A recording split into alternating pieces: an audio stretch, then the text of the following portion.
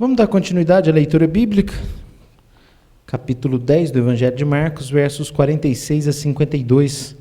Paramos no 45 pela manhã, quando falamos sobre disposição e posição. Agora vamos tratar do milagre que foi cantado pelo nosso grupo de música no início do culto. Marcos 10, 46 a 52, eu farei a leitura e os irmãos podem acompanhar aí, mas de maneira silenciosa, não precisam ler comigo. Diz o texto o seguinte: E foram para Jericó. Quando ele saía de Jericó, juntamente com os discípulos e numerosa multidão, Bartimeu, cego, mendigo, filho de Timeu, estava sentado à beira do caminho. E ouvindo que era Jesus, o Nazareno, pôs-se a clamar: Jesus, filho de Davi, tem compaixão de mim. E muitos o repreendiam para que se calasse, mas ele cada vez gritava mais: Filho de Davi, tem misericórdia de mim. Parou Jesus e disse: Chamai-o. Chamaram então o cego, dizendo-lhe: Tem bom ânimo, levanta-te, ele te chama. Lançando de si a capa, levantou-se de um salto e foi ter com Jesus. Perguntou-lhe Jesus: Que queres que eu te faça? Respondeu o cego: Mestre, que eu torne a ver. Então Jesus lhe disse: Vai, a tua fé te salvou. E imediatamente tornou a ver e seguia Jesus estrada fora. Amém. Para alguns músicos, Beethoven é o maior de todos os tempos. Uma curiosidade a respeito desse assunto é que as mais belas sinfonias de Beethoven foram compostas quando ele já se encontrava surdo. Uma delas acabara de ser cantada aqui pelos nossos irmãos da música. Foi aproveitada a 9ª sinfonia de Beethoven para dar música a essa letra do hino 28, que acabou de ser cantado. E essa 9ª sinfonia de Beethoven, ou apenas parte da 9ª sinfonia de Beethoven, que foi aproveitada para que a igreja cantasse esse clássico hino da Inódia Cristã, ela foi composta exatamente nesse contexto, já da surdez desse grande músico do passado. Ele era surdo e fez música melhor do que muitos que ouvem bem pra caramba, não é isso? Pois é, o texto que nós tomamos como base para a pregação que vamos fazer agora traz uma situação muito semelhante, porque aqui nós encontramos um cego que enxergava bem toda a vida, como diz na minha terra. A homilética do Evangelho de Marcos tem me feito usar 2 palavras apenas para cada perícope escolhida. A disposição do tema da noite foi colocada nas redes sociais da igreja como a cegueira e a visão. Mas esse sermão poderia ter bem como título: Ver Jesus pelos olhos de um cego. Porque aqui, se nós voltarmos as nossas atenções para a maneira como esse cego vê Jesus, você vai descobrir que o cego, na verdade, é você, e não aquele homem que estava ali às portas de Jericó. Bom, existem 2 expressões que me norteiam na compreensão dessa narrativa, e é por isso que faço essas colocações introdutórias sobre um cego que enxergava demais, porque há uma frase desse cego que deve fazer com que nós possamos ser conduzidos na narrativa e percebermos algumas verdades desse texto. E ao mesmo tempo há uma frase de Jesus que precisa ser considerada com muita atenção, e é por essas 2 frases, a do cego e a de Jesus, que eu quero desenvolver nesse pequeno tempo que temos aqui, uma perspectiva sobre esse texto e que traga também aplicações para a nossa vida. E eu então convido que os irmãos olhem para o versículo 46, que diz que eles vão para essa cidade de Jericó, que era a cidade vizinha de Jerusalém, cerca de 25 quilômetros ali, mas era considerado vizinho pela extensão da cidade. E quando ele saía de Jericó, juntamente com os discípulos, na saída da cidade, na porta da saída da cidade, e aí os outros evangelistas falam que quando ele entrava, e depende da perspectiva, porque como eu disse, a cidade se estendia, havia a velha Jericó e a nova Jericó, como cidades históricas também. Hoje existe o velho centro da cidade, né? A velha cidade, a nova cidade. Então não há contradição entre os evangelistas nesse aspecto. Mas o fato é que nessa narrativa de Marcos, que nós voltamos os nossos olhos, Jesus estava saindo daquela cidade, e então diz o texto que uma multidão estava com ele.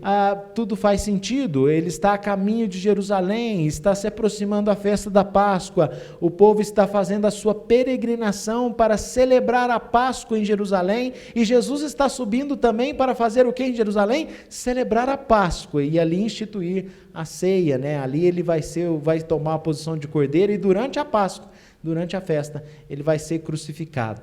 E o caso é que essa multidão que segue com Jesus se depara ali com um cego, um filho de Timeu.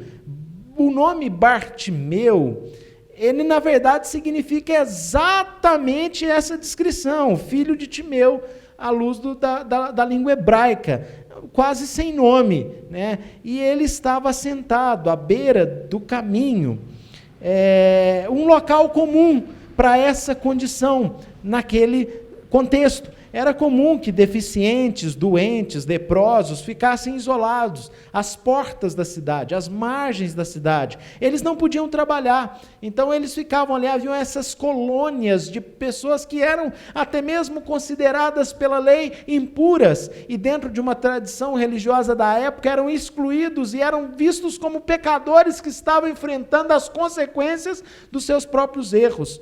E ali viviam às margens da sociedade. Mas é dramático, é muito dramático pensar, queridos irmãos, que ele já teria tido uma vida bem diferente dessa condição miserável de viver às margens da sociedade. Por quê? Do que você está falando, pastor? Se você voltar os seus olhos para o versículo 51, você vai ver que o pedido dele não é simplesmente para enxergar. Na verdade, ele pede para voltar a enxergar, que eu torne a ver. Então ele já teve uma vida comum, uma condição bem diferente dessa que ele está vivendo, mas por algum motivo, por alguma enfermidade, por algum acidente, nós não sabemos, alguma coisa tornou esse cego, ou conduziu esse cego, ou lançou esse cego nessa condição delicada. Ele passou a essa condição de isolamento, a essa condição de exclusão, a essa condição de necessidade, porque o texto diz que ele era cego, mendigo, comum. Ele não trabalhava, ele tinha que viver de doações, não havia programas sociais nesse contexto. Até hoje, no Oriente Médio, muitas localidades, muitos países, não têm um programa de assistência social como nós temos em países desenvolvidos. Planos de alcance dessas pessoas que precisam de um apoio. No versículo 47, nós temos a primeira ação desse cego, quando ele ouve que Jesus, o Nazareno, passava por ali. E a atitude, o primeiro clamor dele é gritar: Jesus, filho de Davi, tem compaixão de mim. Eu disse que duas expressões nos ajudam a entender essa perícope. A primeira é exatamente essa, a frase do cego: Jesus, filho de Davi. Meus irmãos, esse clamor, essa confissão tem um significado importante.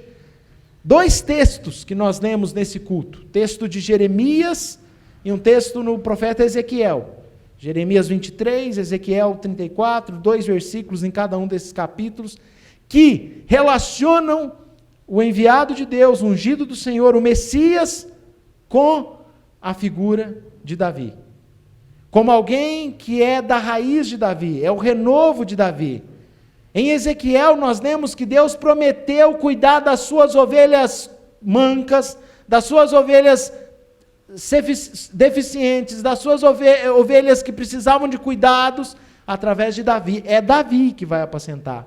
Quem? Evidentemente, alguém representando a linhagem real de Israel, a linhagem de Davi. E meus irmãos, Essa expressão revela algo muito especial da fé deste homem chamado Bartimeu. O escritor, o bispo Riley, da igreja anglicana, faz um comentário interessante sobre essa questão, sobre não necessariamente essa expressão Jesus filho de Davi, que tem um significado profundo, e que, aqui trazendo esclarecimentos meus, revelam um conhecimento desse cego a respeito do Messias, e uma confiança, uma convicção a respeito de Jesus o Nazareno, que estava passando por ali, que ele ouviu rumores, mas ele sabe de quem se trata. Então, quando ele se dirige a Jesus, chamando Jesus de filho de Davi, o que você percebe aí? Uma visão extremamente aguçada. Uma sabedoria, um discernimento espiritual profundo. Que muitas pessoas que enxergavam não tiveram, mas enxergavam apenas com os olhos e não com o coração. Mas Bartimeu era fisicamente cego, mas não era cego na sua alma. Os olhos do seu entendimento estavam bem abertos. Ele via coisas que Anás, que Caifás, que as autoridades da época não viram. Ele via coisas que os inúmeros escribas, eruditos, conhecedores do Antigo Testamento e os fariseus religiosos jamais viram. Ele compreendeu que Jesus de Nazaré, o Nazareno, como nosso Senhor, era desdenhosamente chamado, porque esse título de Nazaré não era um predicado positivo, mas era um predicado negativo. É o Jesus lá da Nazarézinha, a vilazinha lá, que ele cresceu, é o Jesus lá da roça, é o caipira. Mas, mesmo assim chamado, isso não impediu que aquele cego expressasse o que ele acreditava a respeito de Jesus. Ele acreditava que Jesus era o filho de Davi, o Messias, a respeito de quem os profetas há muito haviam profetizado.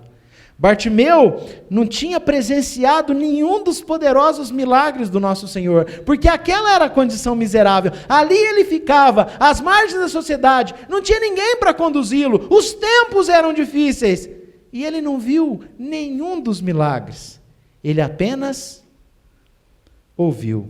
Ele nunca teve a oportunidade de ver pessoas mortas sendo ressuscitadas mediante uma palavra proferida por Cristo, ou de ver leprosos serem curados por meio de um toque.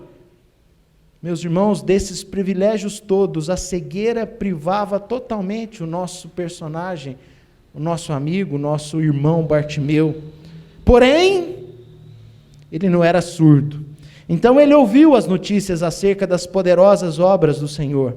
E tendo-as ouvido, ele creu. Ele satisfez-se com o mero rumor de que aquele sobre quem coisas tão admiráveis eram contadas, aquele tinha de ser o Salvador prometido. Ele chegou à conclusão que o próprio Nicodemos chegou. O Nicodemos que via, o Nicodemos que conhecia da lei. Menos retorno para mim, por gentileza. O Nicodemos que tinha conhecimento do Antigo Testamento e que chega para Jesus em João 3 e diz: olha, eu sei que você veio de Deus.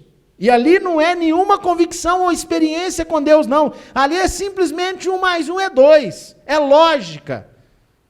Eu sei que você veio de Deus, porque se você não tivesse vindo de Deus, você não fazia o que você faz, não.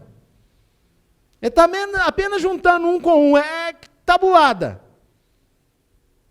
E o Bartimeu ouviu, e também ele sabe fazer conta.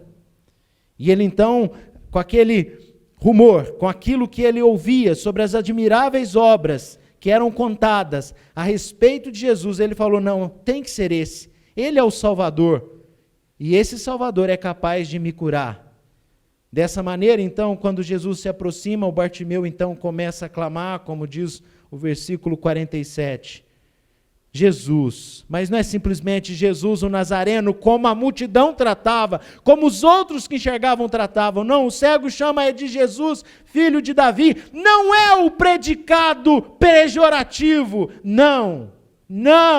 E não, é o predicado prometido, é o predicado virtuoso, é a raiz de Davi. Ele enxerga, quem não enxerga chama de Nazareno. Ele sabe com quem que ele está lidando. E por saber com quem está lidando, ele pede, olha, tem compaixão, tem misericórdia de mim. A multidão, segundo o versículo 48, começou a repreender para que ele se calasse. A gente não sabe muito bem porquê, mas não é difícil entender, porque ele era uma pessoa ali às margens, ele está atrapalhando. Talvez há uma pressa para se chegar rápido em Jerusalém, mas ele está no meio dos excluídos, ele está no meio dos leprosos, ele está no meio dos deficientes. Ele não é uma pessoa da alta sociedade que merece ser atendida nos seus pedidos.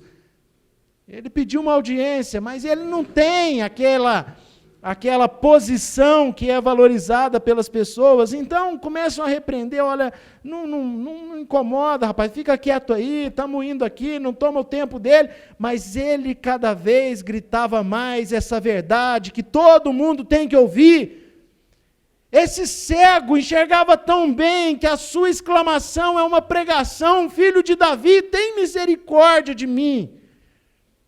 Ah, se nós tivéssemos cegos como esses nos nossos dias, que tratassem Jesus como filho de Davi. A gente precisa ver Jesus pelos olhos desse cego, meus irmãos.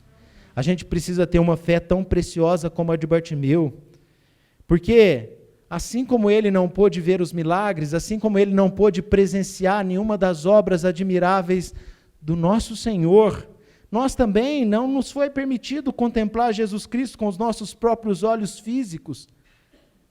Assim como ele, nós não vimos Jesus, nós não vimos os milagres de Jesus.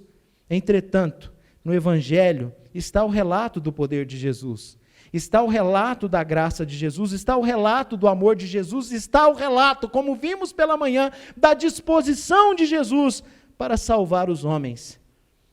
Nós temos grandes e extraordinárias promessas proferidas pelos próprios lábios do Senhor e que foram registradas para o nosso encorajamento. E nós, como Bartimeu, precisamos confiar no Evangelho, confiar na palavra de Deus, confiar no Deus de amor e de graça, de modo inquestionável, e entregar as nossas almas a Cristo sem hesitação, ter o mesmo desprendimento, ter o mesmo, ou expressar da mesma maneira o nosso pedido de socorro àquele que pode verdadeiramente nos salvar.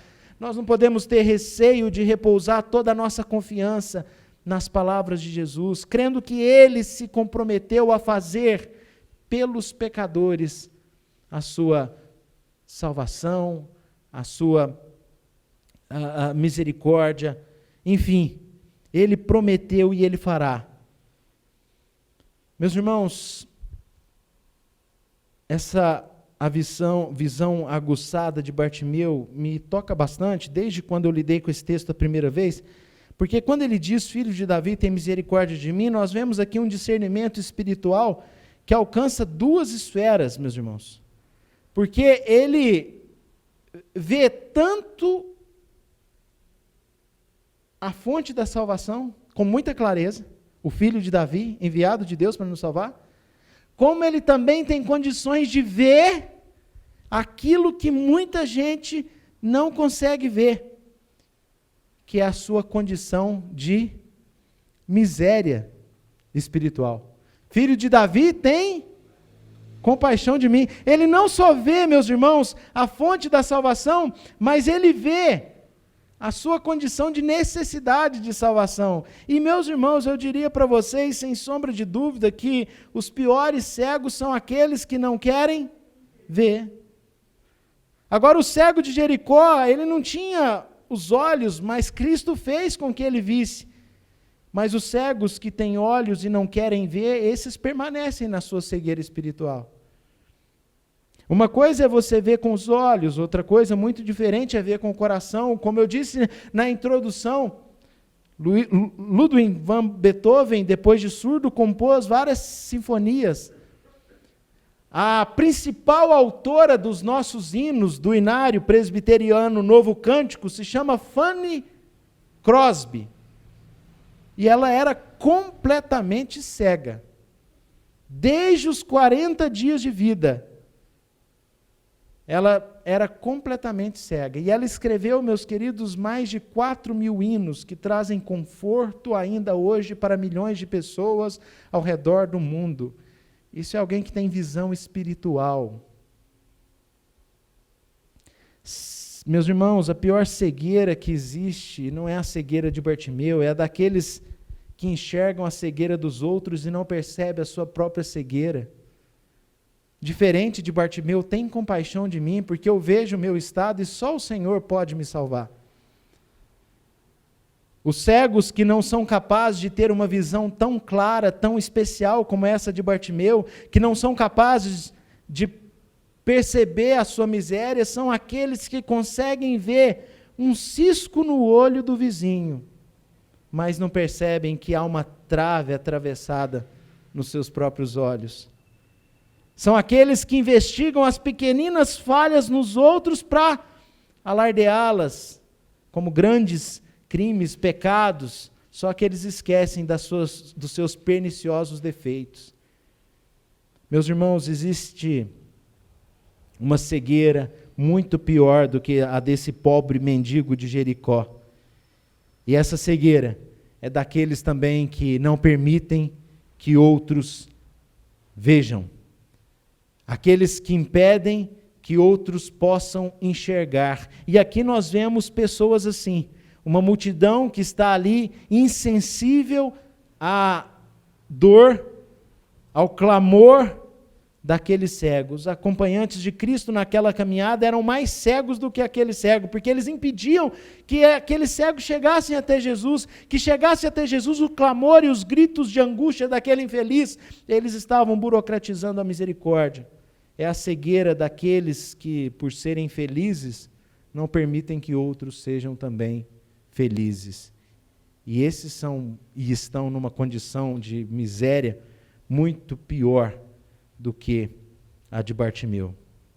No verso 49, nós temos o nosso Senhor, que é a luz do mundo, ouvindo o clamor do cego, parou Jesus, porque ouviu o grito. Não porque alguém chegou, Senhor, vem cá que eu preciso te levar alguém, ou Senhor, eu trouxe aqui esse cego. Não, mas Jesus parou, porque Jesus ouviu, e Jesus então o chamou, chamai-o.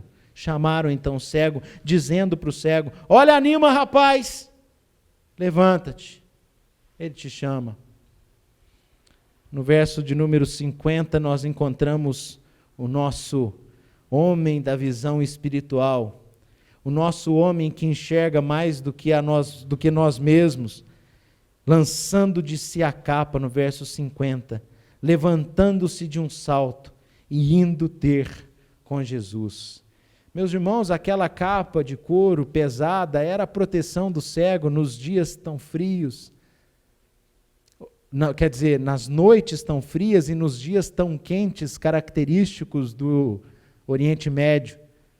Dias muito quentes, noites muito frias, e uma capa era usada por ele como a sua proteção, como a sua cama, como o seu amparo. O bem mais precioso que ele tinha, era tudo que ele possuía para proteger da poeira, como eu disse, do calor, do frio. Contudo, aquilo para ele se tornou um nada.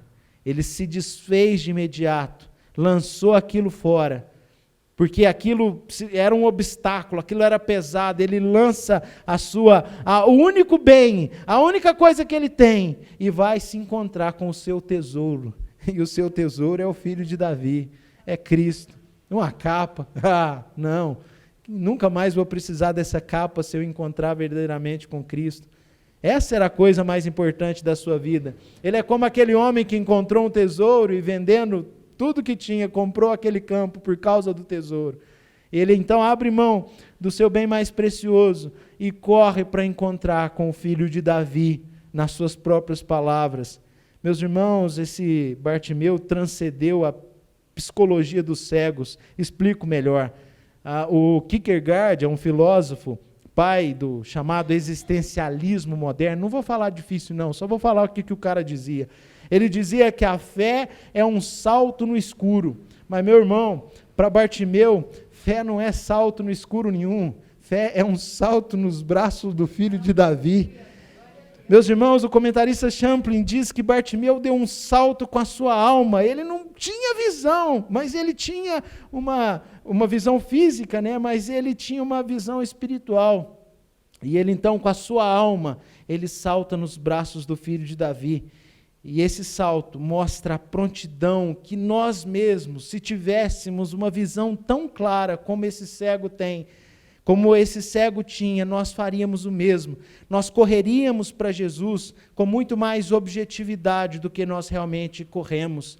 Bartimeu sabia o que ele precisava, e eu e você não temos essa sensibilidade, Bartimeu. Nós não temos essa visão espiritual tão aguçada.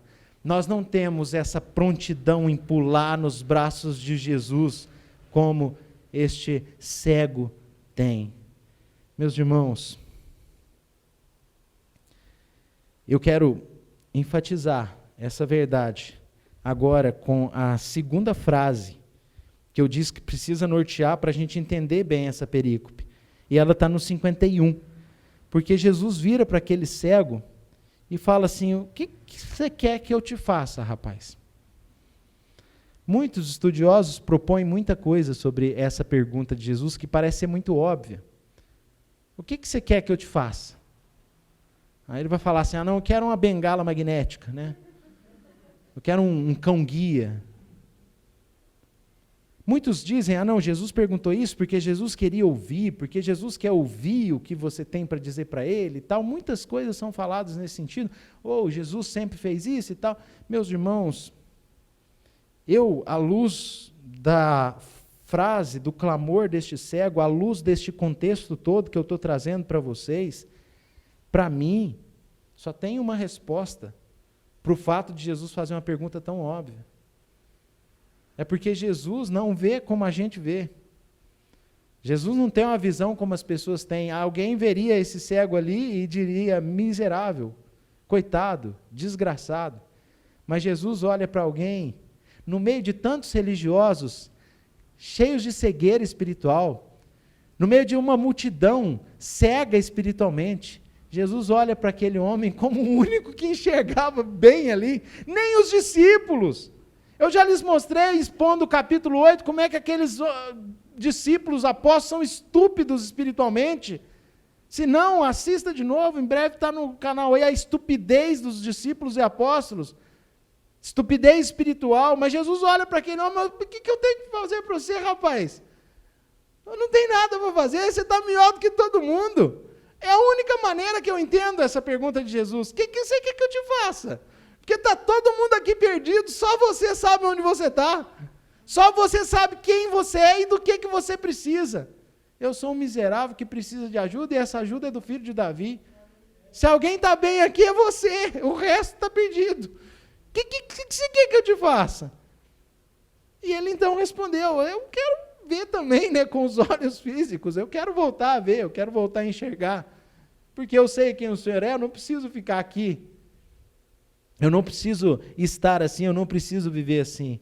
E aí, então Jesus vira para ele, e aí, sem dúvida nenhuma, sedimenta novamente a minha posição de que essa pergunta é exatamente por isso. Jesus vira para ele e diz o quê? A tua fé, só que aqui é soteros. A sua fé te salvou no sentido de redenção. Você está salvo pela sua fé. Você está salvo, é salvação, é muito mais do que visão. Imediatamente ele tornou a ver, seguia Jesus, estrada fora. Então, meus irmãos, nós precisamos aprender aqui nesse texto a ver Jesus com os olhos de um cego. A maior necessidade que nós podemos ter é de uma visão espiritual como a desse cego. Eu queria enxergar como esse cego. Eu queria me lançar aos braços de Jesus, eu queria depender de Jesus, e eu queria ter uma noção completa da minha miséria. Mas eu sou iludido pelas minhas deficiências visuais e espirituais. Eu às vezes penso que eu posso alguma coisa, que eu sou alguma coisa. Eu às vezes tento com as minhas próprias forças tocar a minha vida, quando na verdade a melhor coisa que nós podemos fazer dia a dia é dar o salto nos braços de Jesus. o salto da fé, da confiança no Filho de Davi, dizendo para ele: tem misericórdia de mim, mas não simplesmente com palavras vazias, mas com palavras verdadeiras, que são traduzidas por ações. Verso 50, levantou-se de um salto e foi ter com Jesus. Ele pulou, ele mostrou realmente com a sua ação aquilo que ele de fato acreditava. Meus irmãos, é melhor ser cego dos olhos do que ser cego do coração. Você tem muito mais a perder se você não enxergar com a sua alma. Você tem muito mais a perder se você não enxergar bem a Jesus, tal qual esse cego enxergava. Que queres que eu te faça? Porque eu não vejo nada para fazer aí. Agora, se Jesus, ou se fosse eu, filho de Davi, tem misericórdia de mim, provavelmente Jesus não diria: que queres que eu te faça? Porque tem muita coisa para fazer. Que ele tenha misericórdia e ele faça, porque eu preciso muito que ele faça.